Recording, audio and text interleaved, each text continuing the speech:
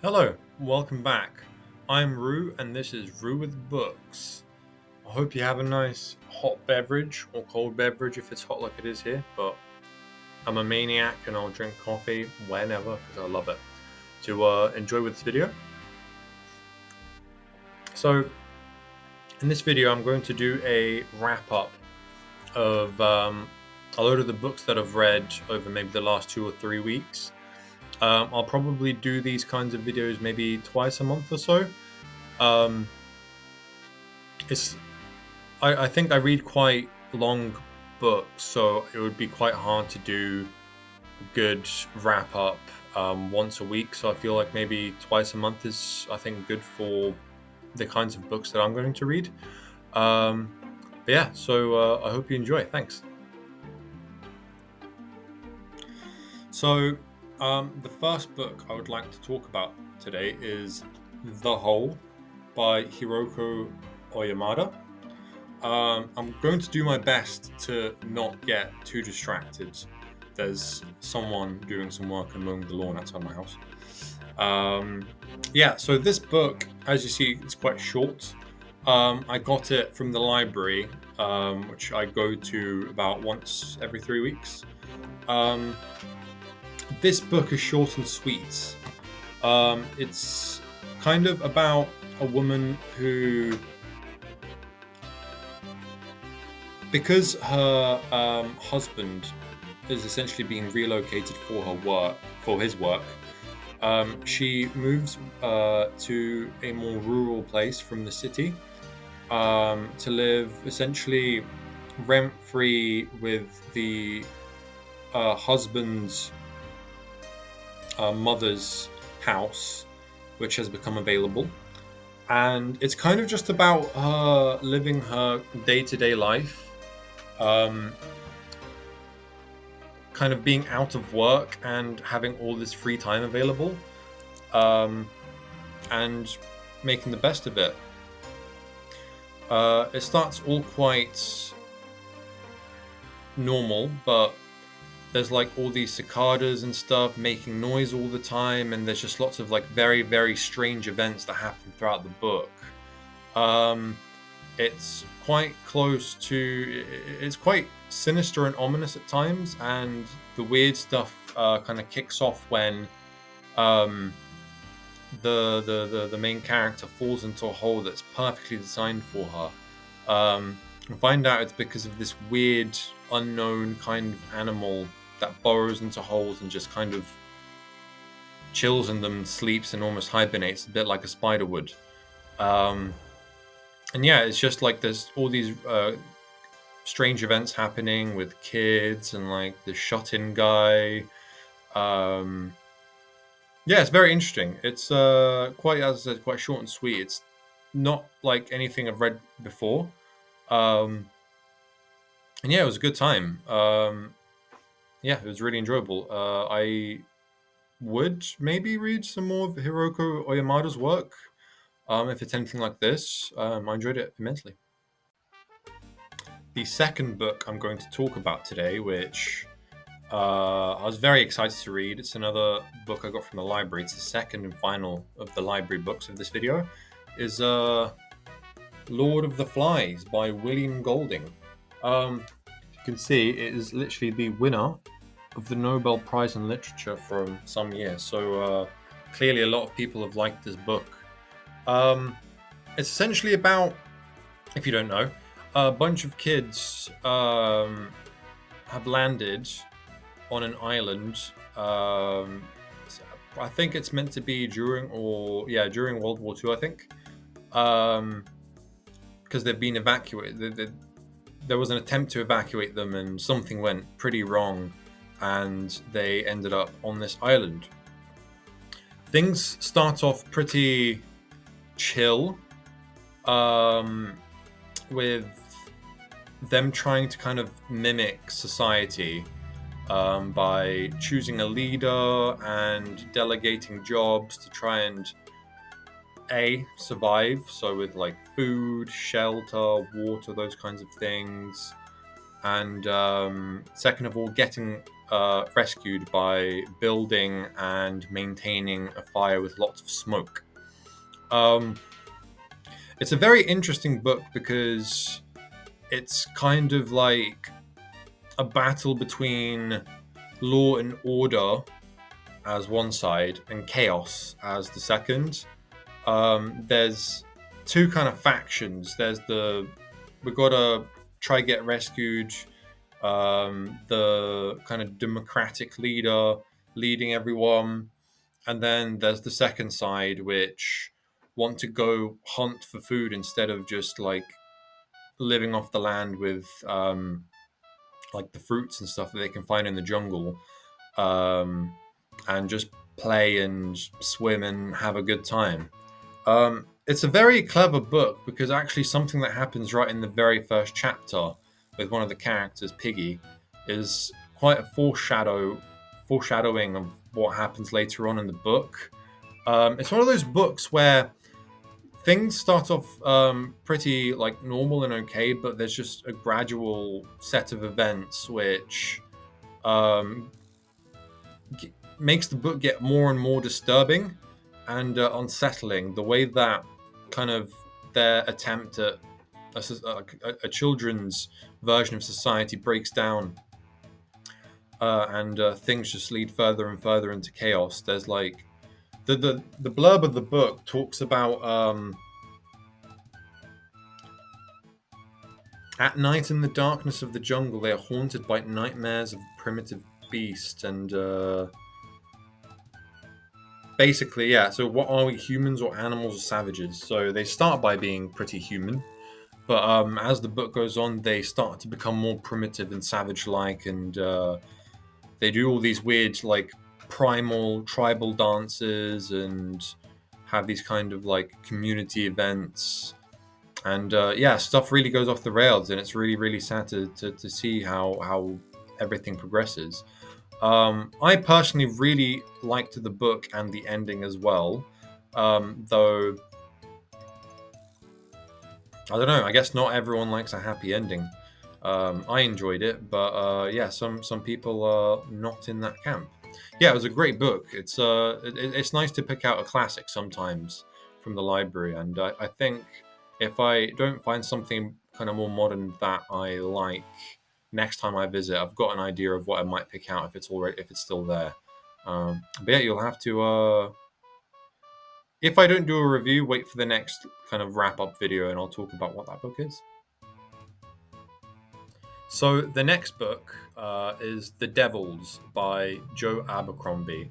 I don't have a physical copy of this book because I read it on my Kindle. I mostly read on my Kindle. Most of the time when I get physical books like this one, it's because I have gone to the library or I've just found something at the shop that appeals to me. Or I've gone to Waterstones and I just couldn't help myself. I've got a small collection of physical books, and there's still, while I've read most of them, there's still a few that I would be interested to read. Like I've got a really beautiful copy of Mansfield Park that I haven't yet read. But yeah. Anyway, so The Devils. It's about a street thief, Alexia, who is essentially, she finds out a princess, and when she's at her wit's end, about to have a very, very unfortunate series of events where she's either tortured or killed or enslaved, is saved by a knight in shining armor. Turns out to be the Duke of a faraway country, and she essentially has to embark on a journey to get to this city where she's meant to become the empress or the queen, and she's joined by a bunch of characters called the Devils, named after the book, to help her on this journey. So it's a really, really fun read. It's kind of like, I'm gonna try to summarize a bit because I already did a whole video, which you can watch a whole review. It's kind of on this journey, they're constantly ambushed by other people that want to have their seat on the throne. And it's always just like absolute mayhem breaks out whenever they're attacked. I made the comparison that it's a bit like a book version of JoJo's Bizarre Adventure Stardust Crusaders, where they have this like really long, epic journey ahead of them. And every once in a while, someone wants to take them out, and they got to do their best against the odds to survive. Um, Joe Abercrombie's humor in that book is just so funny. It's so up my street. Lots of like toilet humor, crude sexual jokes, the whole package. It's just so funny, and the cast of characters is just absolutely superb, absolutely sublime. There's a werewolf, an ex-pirate, a knight, a necromancer. Just seeing the way that the teamwork between them works, how they come together to survive against the odds in a series of absolutely terrible situations they find themselves in is really fun and just so good to read. The way that the story progressed was pretty formulaic, but despite that, it was still a fun time. The humor lent itself to the kind of formulaic aspect because even though you know what you're going to get, what you're next going to get in the next like third, 2/3 of the book, whatever, it's just littered with jokes. Yeah, it's a great time. Really love that book, and I recommend it to basically anyone that's a fan of fantasy and action. So yeah. So the next book that I'd like to talk about is Satanic Verses by Salman Rushdie. I just finished this the other day, and my goodness, what an incredible book! It's an absolute behemoth. I think the whole book must have taken me about a week to read. It's about 15, 16 hours at my reading speed. It's essentially about two characters, um, Jibril Farishta and Saladin Chamcha, kind of migrating to the UK and dealing with a bunch of different experiences. And there's also a kind of alternate storyline about Mahund and these pilgrims that the course of Mahund's life as kind of like the prophet and how the pilgrims go on their pilgrimage, all the events that transpire across it. It's a very, very unique book in the way that it blends character work with religion, faith, racism, so many different things. It's a very challenging read, especially for me because I've not read the Quran and I'm not very well versed in Islamic culture. But disregarding those things, if you just like me really enjoy character work, it's still a worthwhile book to read.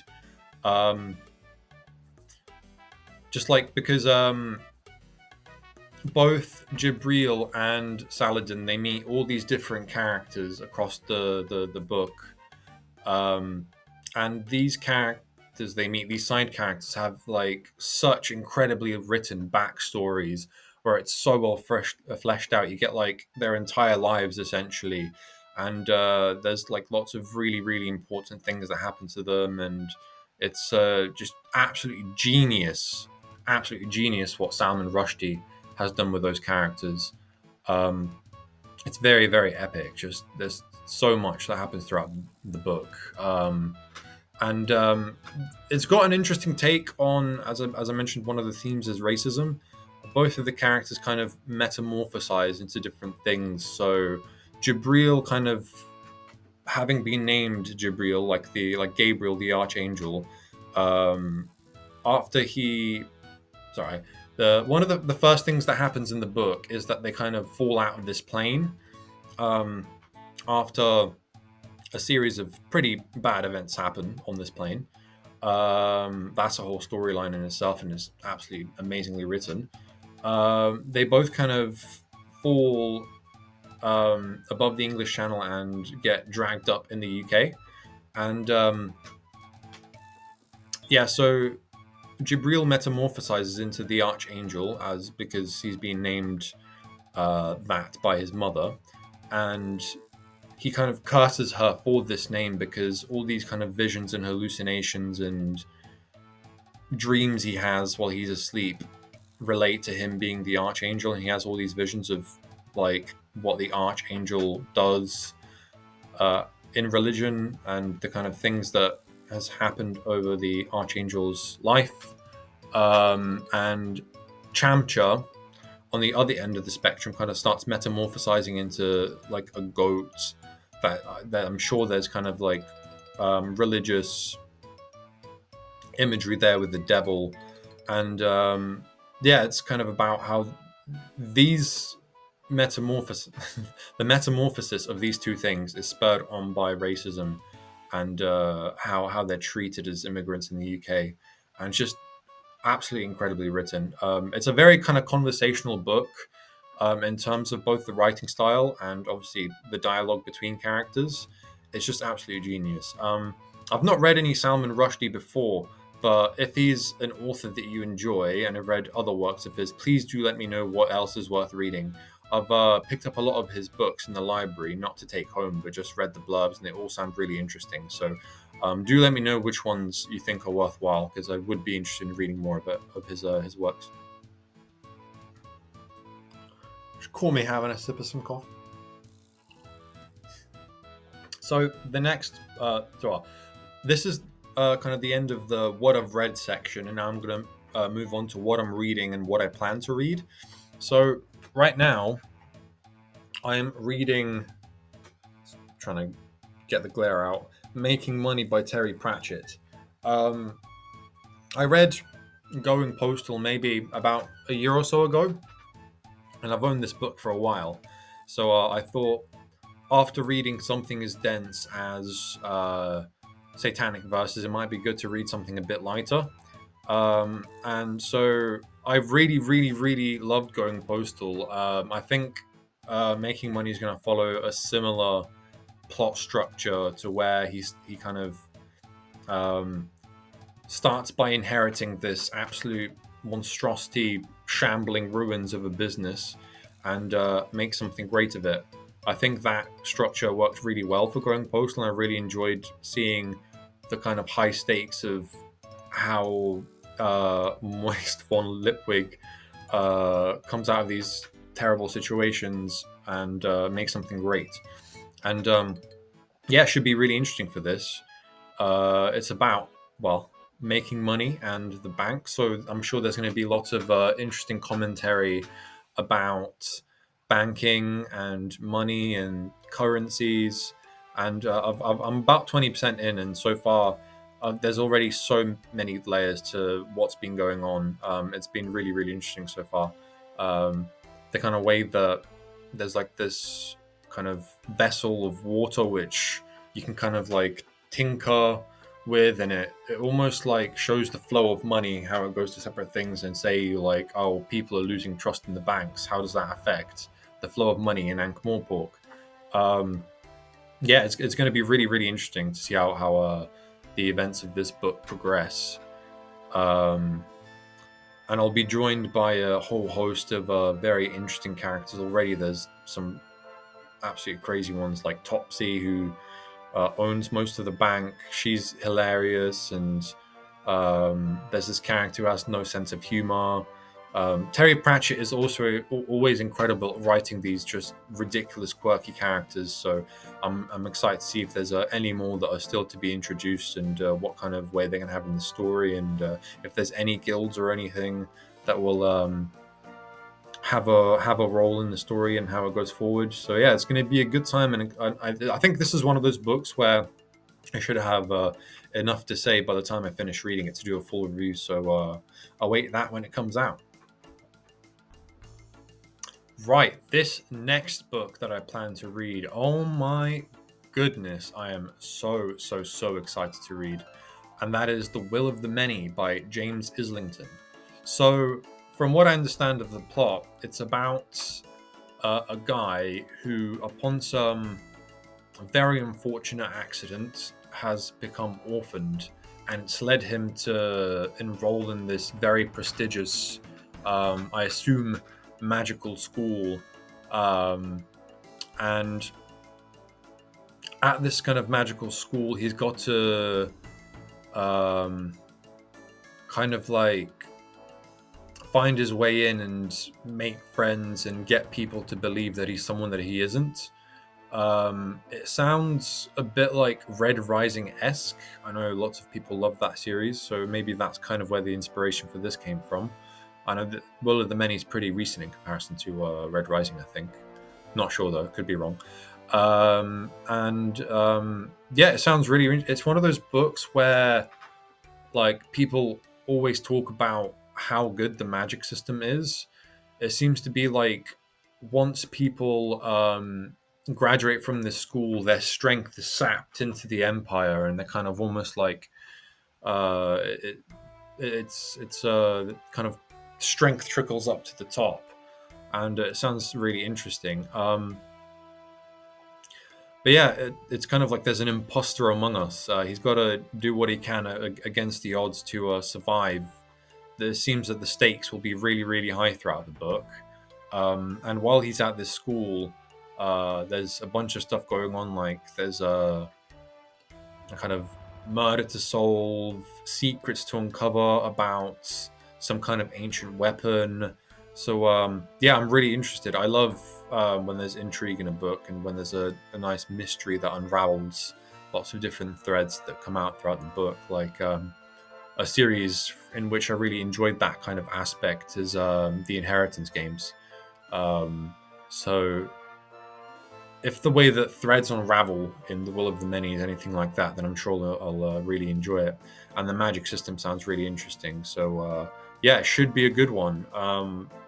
If it's any good, and I might have a video talking about it. And yeah, hopefully it is. And this leads us to the final book I would like to talk about in this video. I'm going to gloss over so I'm not sure the order in which I'll read these two books, whether I'll read Wrath by John Gwynne or Demon Copperhead first. I'm going to gloss over Wrath because it's the final book in a series, so to talk about it would delve into a whole load of spoilers, and it's such a beloved series by people that I don't want to spoil a whole load of things. But who knows, I might do a kind of series summary wrap up video once I finish it. I don't know yet. I'll see how much I like the final book. But yeah, Demon Copperhead. This sounds like it should be a very sad, character driven book. From what I read of the summary, it's kind of about a guy who basically starts from nothing, and it's about poverty, class, survival, addiction. It should be a very relatable book because its themes are very much about humanity and what it means to be human, and the human condition, as so it may be.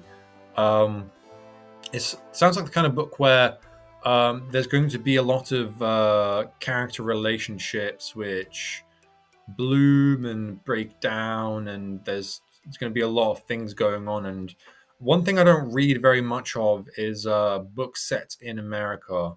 So I'm very interested to read something a bit different to what I usually read, because lots of what I read is set in like medieval Europe, or with sci-fi, it's kind of like spanning across galaxies and star systems. So it should be a little bit different. And it seems like a book where the main character does what he can to survive against the odds, kind of going through foster care and the social dynamics and that kind of thing, derelict schools, love and loss, and yeah, it sounds like it will be a really, really, really sad book. It's one that's really, really popular. Everyone that reads it absolutely loves it and goes on about it all the time. So, yeah, if I enjoy it and have a lot to say, or don't enjoy it and have a lot to say, then I hopefully we'll be able to get a video out across for that one too, but we'll see. But yeah, anyway, so thanks for watching. If you enjoyed this video, be sure to like and subscribe. And I'd definitely be interested in knowing what you're currently reading and you're planning to read. So be sure to put a comment in the comment section about what you're reading. But yeah, thanks for watching and enjoy your day. Bye.